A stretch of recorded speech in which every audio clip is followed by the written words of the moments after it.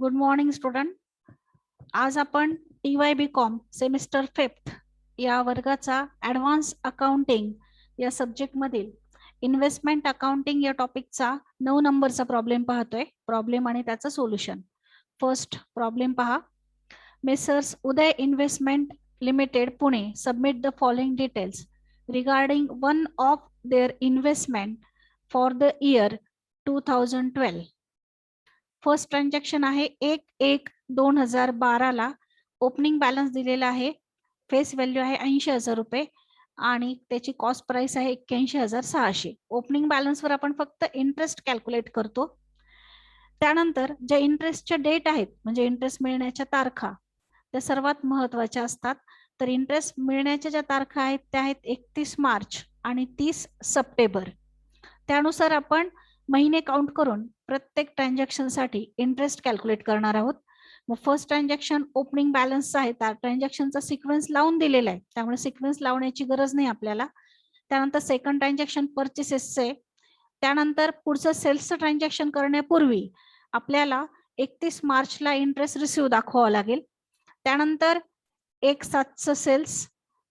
त्यानंतर पुन्हा 30/9ला interest receive दाखवावा लागेल आणि त्यानंतर 1/11 आणि 1/12चं ट्रान्झॅक्शन झाल्यानंतर आपल्याला जे इयर क्लोज करायचे ते 31 डिसेंबरला क्लोज करायचे.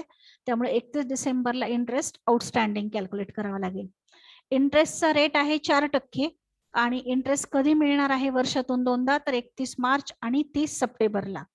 त्यानंतर ह्या प्रॉब्लेम मध्ये मार्केट प्राइस पण दिलेली इन्व्हेस्टमेंटची. मग लास्टला आपण जेव्हा कॅल्क्युलेशन करू क्लोजिंग स्टॉकचं तर त्यावेळेला क्लोजिंग स्टॉकची कॉस्ट प्राइस आणि मार्केट प्राइस यामधली जी कमी आहे ती आपण घेणार आहोत. मग एक एक कॅल्क्युलेशन एक एक वर्किंग नोटला आपण सुरुवात करू फर्स्ट ट्रान्झॅक्शन पासून. हा प्रॉब्लेम पुणे विद्यापीठाच्या एप्रिल 2013 च्या एक्झामला येऊन गेलेला आहे. मग फर्स्ट इंटरेस्टच्या तारखा लिहावरती. Interest payable on every 31 March and 30 September. First calculation घ्या. ओपनिंग बॅलन्स जो आहे त्यावर आपण इंटरेस्ट अॅक्रूड किंवा इंटरेस्ट आउटस्टँडिंग काढत असतो. मग फर्स्ट कॅल्क्युलेशन तारीख टाका 1/1/2012. इंटरेस्ट अॅक्रूड ऑन ओपनिंग बॅलन्स किंवा calculation of interest outstanding on opening balance. Formula लिहा. फॉर्म्युला आपण एकदाच लिहिणार आहोत, त्यानंतर फक्त सूत्रामध्ये किमती टाकणार आहोत. Interest is equal to face value गुणिले रेट ऑफ इंटरेस्ट गुणिले मंथ्स अपॉन 12. मग फेस व्हॅल्यू पहिला जो ओपनिंग बॅलन्स आहे त्याची फेस व्हॅल्यू आहे 80,000 रुपये. मग 80,000वर 4% 3 महिन्यांचं व्याज काढायचं. 3 महिने कुठून आले तर मागच्या रिसिव्ह पासून. मग 30 सप्टेंबरला रिसिव्ह आहे तर ऑक्टोबर नोव्हेंबर डिसेंबर जानेवारीची 1 तारीख आहे म्हणजे 3 महिने होतात. 3 महिन्यांचे इंटरेस्ट काढायचं. 0 कॅन्सल केले. 4×1=4, 4×3=12, 3 कॅन्सल झाले आणि मग 800 रुपये आपलं इंटरेस्ट आलेलं आहे. कॉस्ट प्राइस प्रॉब्लेम मध्ये दिलेली आहे 81,600. ती आहे तशीच आपण लिहून टाकली. हे झालं आपलं पहिलं कॅल्क्युलेशन. त्यानंतर सेकंड कॅल्क्युलेशन प्रॉब्लेम मध्ये आपल्याला सेकंड ट्रान्झॅक्शन दिलेले 1 मार्च 2012 परचेसेस आहे ज्याची फेस व्हॅल्यू 60,000 आहे. कम इंटरेस्ट ऍट 95 म्हणजे 5% डिस्काउंट. डिस्काउंट का म्हणायचा तर स्थिर किंमत आपण 100 मानतो. मग 100 पेक्षा कमी आहे 95. कितीचा डिफरन्स आहे तर 5चा. म्हणजे ही इन्व्हेस्टमेंट आपण 5% डिस्काउंटने खरेदी केलेली आहे. मग 60,000वर आपण आधी इंटरेस्ट कॅल्क्युलेट करणार आणि त्यानंतर त्याची कॉस्ट प्राइस कॅल्क्युलेट करणार. मग सेकंड वर्किंग नोट घ्या. तारीख टाका 1/3/2012. Calculation of interest and cost price on purchases. आधी इंटरेस्ट कॅल्क्युलेट करा. Interest is equal to 60,000 into 4/100 किंवा डायरेक्ट 4% घेतले तरी चालतील गुणिले महिने काउंट करताना मागच्या रिसिव्ह पासून. मग मागच्या रिसिव्ह पासून म्हणजे 30 सप्टेंबर पासून महिने काउंट करायचे. ऑक्टोबर नोव्हेंबर डिसेंबर जानेवारी आणि फेब्रुवारी. मार्चची 1 तारीख आहे म्हणजे 5 महिने होतात. मग 5 महिन्यांचे व्याज काढा. 0 कॅन्सल केले. 4×1=4, 4×3=12, 3ने 600ला भाग दिला 200 रुपये येतात आणि 200 गुणिले 5 करून इंटरेस्ट आलेला आहे 1000 रुपये. त्यानंतर कॉस्ट प्राइस किंवा कॅपिटलाइज व्हॅल्यू कॅल्क्युलेट करा. त्यासाठी फेस व्हॅल्यू घ्या 60,000. डिस्काउंट 5% आहे कारण 95ला खरेदी केलेलं आहे म्हणजे 5% डिस्काउंट. लेस डिस्काउंट 5%. 60,000वर 5% काढा 3000 रुपये येतोय. एकच मिनिट. 60,000वर 5% 3000 रुपये आणि 1000 रुपये इंटरेस्ट. कम इंटरेस्टचं ट्रान्झॅक्शन आहे म्हणून 1000 रुपये इंटरेस्ट. अशा 3 आणि 1 4000 रुपये वजा करा. 60,000तून 4000 रुपये वजा करून आपली कॉस्ट प्राइस आलेली आहे 56,000 रुपये.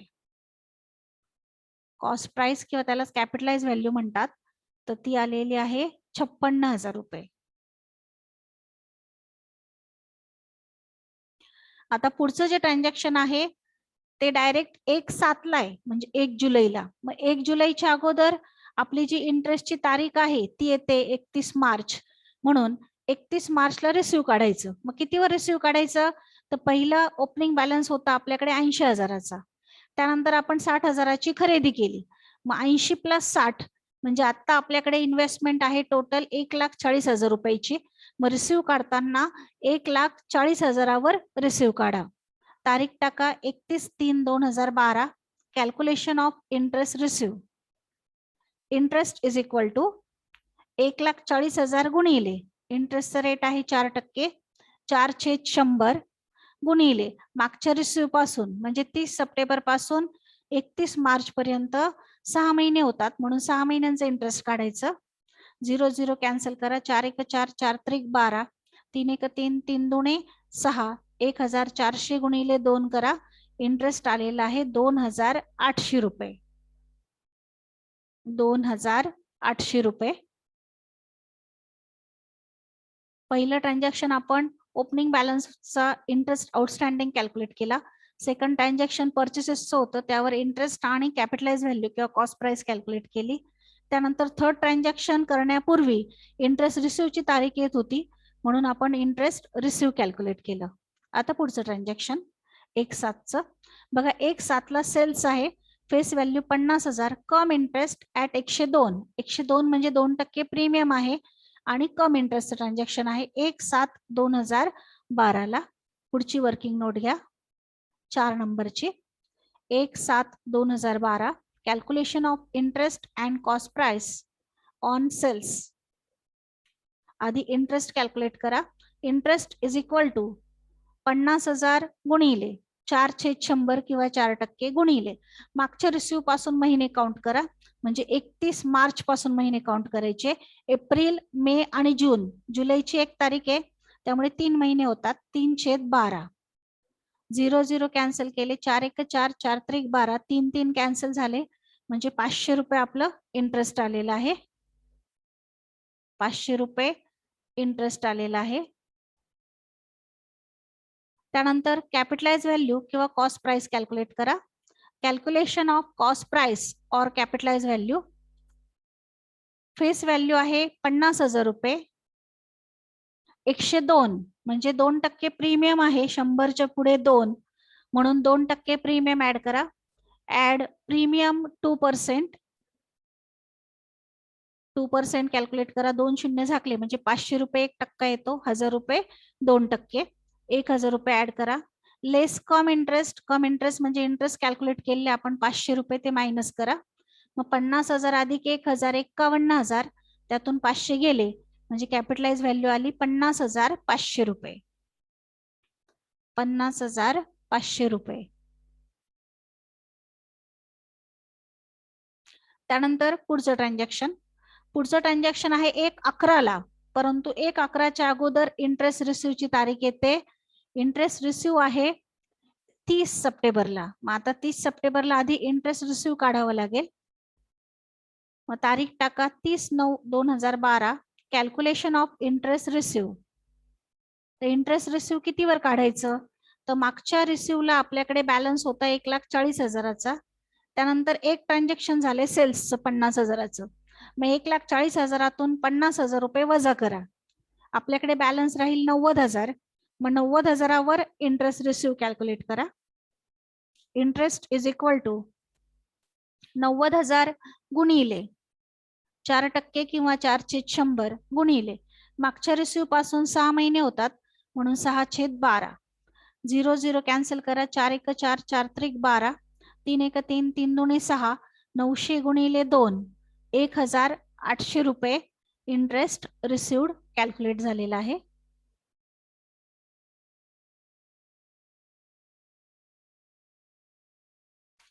त्यानंतर पुढचं ट्रान्झॅक्शन आहे 1/11चं सेल आहे. Face value 20,000. Come interest at पार म्हटलंय. पार म्हणजे प्रीमियम पण नाही डिस्काउंट पण नाही, ज्याच्या त्याच किमतीला सेल केलेले फक्त कम इंटरेस्टचं ट्रान्झॅक्शन आहे. 1/11. वर्किंग नोट नंबर 6 तारीख टाका 1/11/2012. Calculation of interest and cost price on sales. आधी इंटरेस्ट कॅल्क्युलेट करा. इंटरेस्ट इज इक्वल टू 20,000 गुणिले 4/100 किंवा 4% गुणिले मागच्या रिसिव्ह पासून म्हणजे 30 सप्टेंबर पासून 1 नोव्हेंबर पर्यंत किती महिने होतात, तर फक्त एकच महिना होतो ऑक्टोबरचा. नोव्हेंबरची 1 तारीख आहे त्यामुळे 1 महिना 1/12. 0 0 कॅन्सल केले. 4 1 4 4 3 12 3 ने भाग द्या 200 ला. 3 ने भाग द्या 200 ला. 3 ने भाग देऊन 67 रुपये येत आहेत म्हणजे 66.66 येत आहेत. 3/18 3/18 परत पॉइंट येतात तर मग मी 67 रुपये करून घेतलेले आहेत. वजाबाकी करा. वजाबाकी करून कॉस्ट प्राइस कॅल्क्युलेट करायची आहे.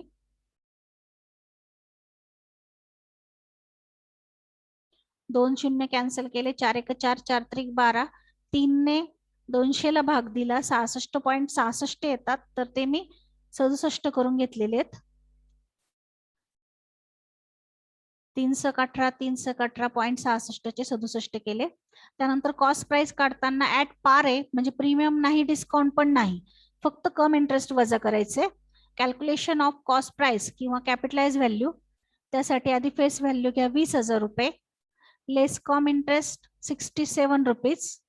20,000तून 67 रुपये वजा केले 19,933 रुपये.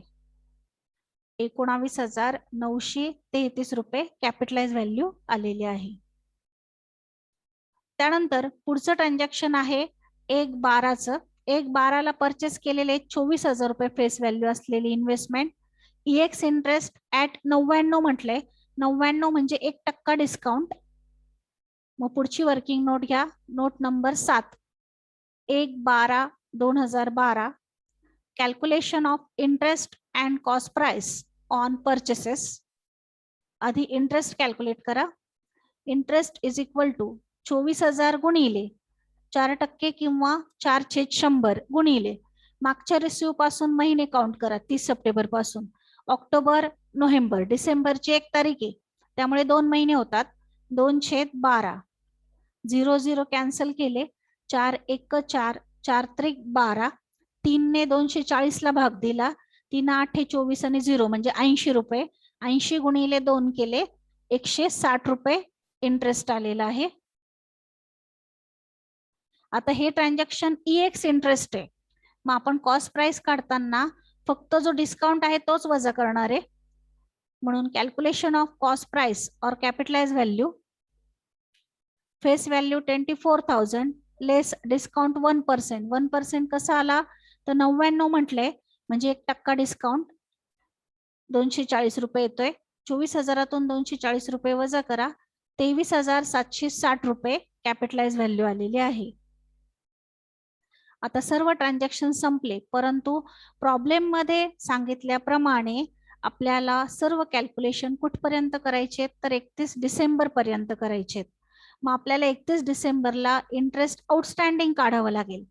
इंटरेस्ट आउटस्टँडिंग काढताना ते कितीवर काढायचं तर इंटरेस्ट आउटस्टँडिंग काढताना ते आपल्याला मागच्या रिसिव्ह पासून काउंट करत यावं लागेल आणि त्यानुसार जेवढे अमाऊंट शिल्लक राहील त्यावर इंटरेस्ट रिसिव्ड कॅल्क्युलेट करायचं, सॉरी आउटस्टँडिंग कॅल्क्युलेट करायचंय. मग पुढचं कॅल्क्युलेशन घ्या. 31/12/2012 आउटस्टँडिंग इंटरेस्ट काढायचंय. आउटस्टँडिंग काढताना बॅलन्स कसा चेक करायचा, तर मागच्या रिसिव्हला जायचं. मग बघा मागचं रिसिव्ह कुठे आहे, 30/9 यापूर्वीचं रिसिव्ह बघा इथे. तिथपर्यंत आपण कॅल्क्युलेशन केलेले, 30/9 पर्यंत 90,000 रुपये बॅलन्स होता. त्यानंतर सेल झाले 20,000चे. मग 90,000तून 20,000 गेले, राहिले 70,000 रुपये.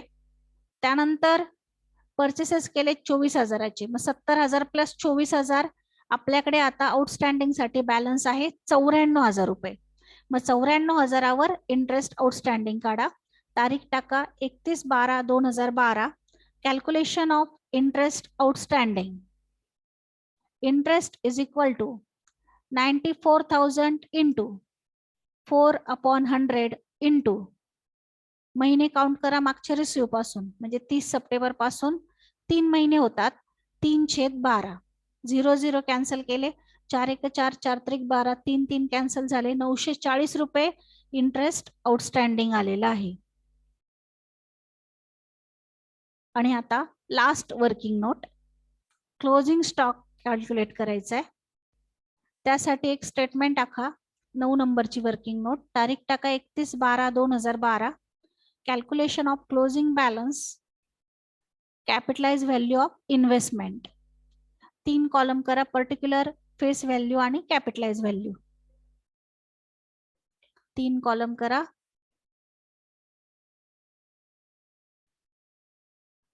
पर्टिक्युलर, फेस व्हॅल्यू आणि कॅपिटलाइज व्हॅल्यू.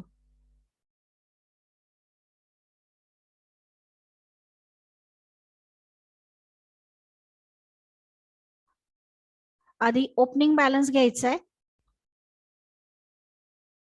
आधी ओपनिंग बॅलन्स घ्या 80,000 रुपये आणि त्याची कॉस्ट प्राइसच्या कॉलमला टाका 81,600 रुपये.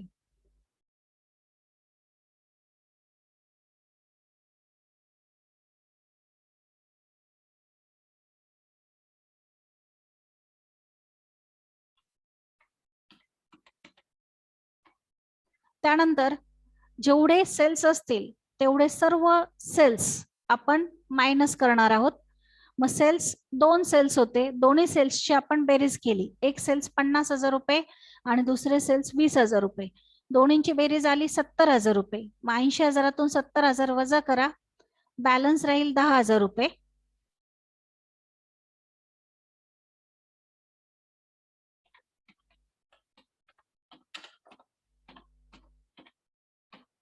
त्यानंतर इक्वेशन मांडा. 80,000 81,600, 10,000 क्वेश्चन मार्क, तिरकस गुणाकार. 10,000 गुणिले 81,600 भागिले 80,000. कॅल्क्युलेशन करून उत्तर येते 10,200 रुपये. ते कॅपिटलाइज व्हॅल्यूच्या कॉलमला लिहा 10,200.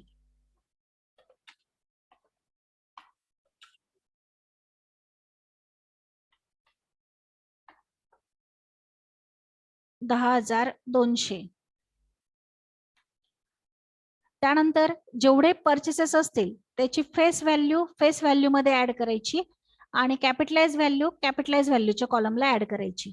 मग परचेसेस किती आहेत बघा. परचेसेस फर्स्ट 60,000चं होतं आणि त्याची कॉस्ट प्राइस होती 56,000. मग आपण 60,000 रुपयाचे परचेसेस घेतले आणि एकच मिनिट, परचेसेस पहा. 60,000चे परचेसेस आहे आणि त्याची कॉस्ट प्राइस आहे 56,000. मग 60,000 रुपये फेस व्हॅल्यू मध्ये लिहा, 56,000 रुपये कॉस्ट प्राइसच्या कॉलमला लिहा. त्यानंतर 24,000चे परचेसेस आहेत आणि त्याची कॉस्ट प्राइस आहे 23,760. 23,760. आता सर्वांची बेरीज करा, फेस व्हॅल्यूची पण बेरीज करा आणि कॉस्ट प्राइसची पण बेरीज करा. 10,000 प्लस 60,000 प्लस 24,000, फेस व्हॅल्यूची टोटल आली 94,000 आणि इकडे कॉस्ट प्राइसची टोटल करा 10,200 प्लस 56,000 प्लस 23,760 टोटल आली 89,960 रुपये. 89,960 रुपये.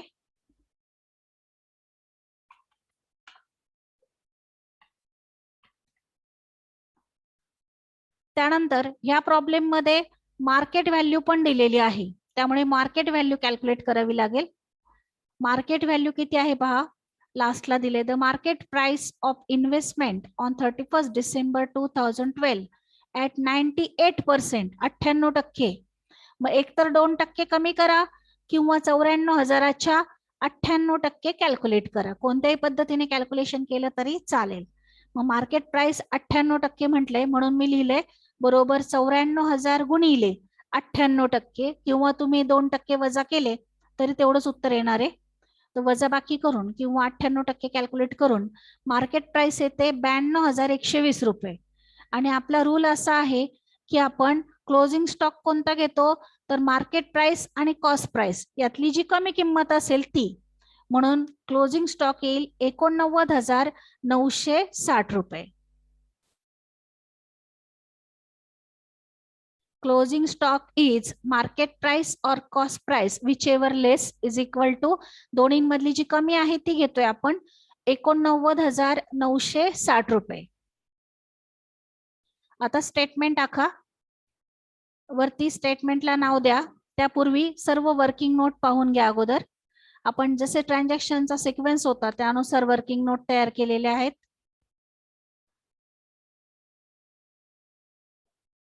एकूण ज्या वर्किंग नोट आहेत ते एकूण 9 वर्किंग नोट झालेल्या आहेत क्लोजिंग बॅलन्स धरून.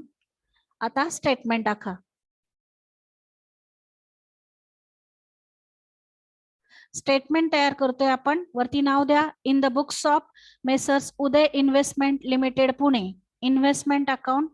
इंटरेस्टचा डेट टाका 31 मार्च आणि 30 सप्टेंबर एव्हरी इयर. कॉलम आखा डेबिट आणि क्रेडिट दोन भाग करा. डेबिटला date particular face value interest cost price आणि क्रेडिटला date particular face value interest आणि कॉस्ट प्राइस. स्टेटमेंट तयार करताना आपण डेबिट साइडला ओपनिंग बॅलन्स आणि परचेसेसचे ट्रान्झॅक्शन दाखवतो. क्रेडिट साइडला इंटरेस्ट रिसिव्ड आणि सेल्सचे ट्रान्झॅक्शन दाखवतो. त्याप्रमाणे आपण जशाप्रमाणे वर्किंग नोट घेतलेले आहेत त्या सिक्वेन्सने आपण स्टेटमेंट तयार करतोय. फर्स्ट वर्किंग नोट आपण ओपनिंग स्टॉक जो होता तर त्यावर आउटस्टँडिंग इंटरेस्ट कॅल्क्युलेट केलेलं होतं. त्यानुसार आपण पहिलं ट्रान्झॅक्शन जे आहे ते आपण इंटरेस्टचं दाखवणार आहोत. 800 रुपये इंटरेस्ट आहे कॅल्क्युलेट करून आलेला आणि कॉस्ट प्राइस आहे 81,600. दोन्ही सेपरेट दाखवायचे स्टेटमेंटला. मग डेबिटला घ्या 1/1/2012 to balance brought down. Face value मध्ये 80,000, कॉस्ट प्राइस मध्ये 81,600 रुपये. त्याचे इंटरेस्ट सेपरेट दाखवा डेबिटला 1/1/2012 टू इंटरेस्ट अक्रूड किंवा आउटस्टँडिंग, फक्त इंटरेस्टच्या कॉलमला 800 रुपये. त्यानंतर पुढचं ट्रान्झॅक्शन होतं परचेसेसचं. तर परचेसेसच्या ट्रान्झॅक्शनसाठी आपण फेस व्हॅल्यू 60,000, इंटरेस्ट 1,000 आणि कॉस्ट प्राइस 56,000 रुपये डेबिट साइडला दाखवणार आहोत.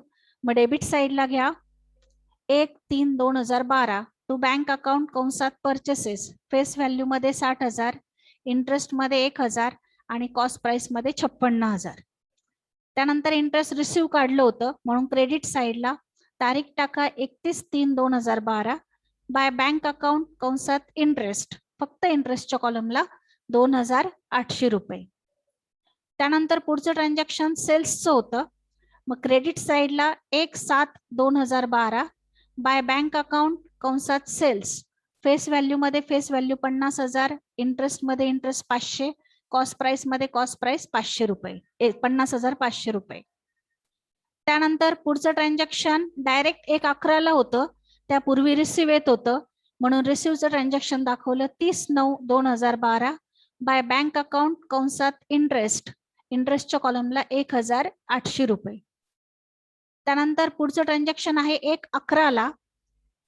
1/11 आपण ट्रान्झॅक्शन आहे सेल्सचं 20,000 रुपये फेस व्हॅल्यू, इंटरेस्ट 67 रुपये आणि कॉस्ट प्राइस 19,930 रुपये, 33 रुपये.